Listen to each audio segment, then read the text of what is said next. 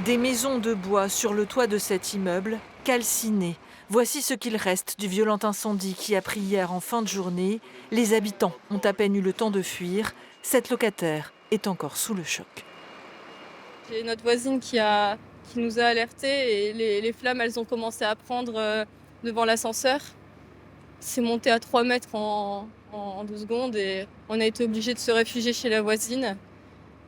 Sauf que l'appartement y était complètement condamné. On était avec tous les enfants.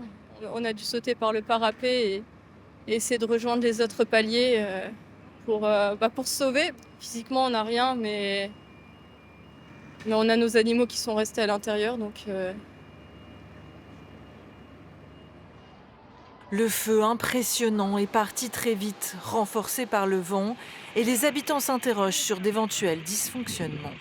On n'a eu aucun signal d'alarme, rien du tout. On était encerclés par les flammes, on n'avait plus d'issue de secours, ce qui nous a étonnés d'ailleurs. Et on n'a pas d'extincteur, rien là-haut, alors que c'est des maisons en bois. Enfin, on ne comprend pas ce qui s'est passé et pourquoi c'est parti aussi vite. Et on a même déjà contacté un avocat pour tout vous dire.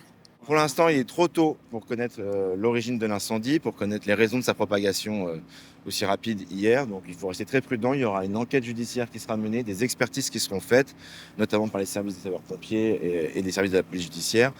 On entendra les conclusions. En tout, quelques 200 personnes ont été évacuées par mesure de précaution hier. La plupart ont regagné leur logement ce soir, mais 5 familles avec enfants ont vu leur maison détruite et doivent être durablement relogées.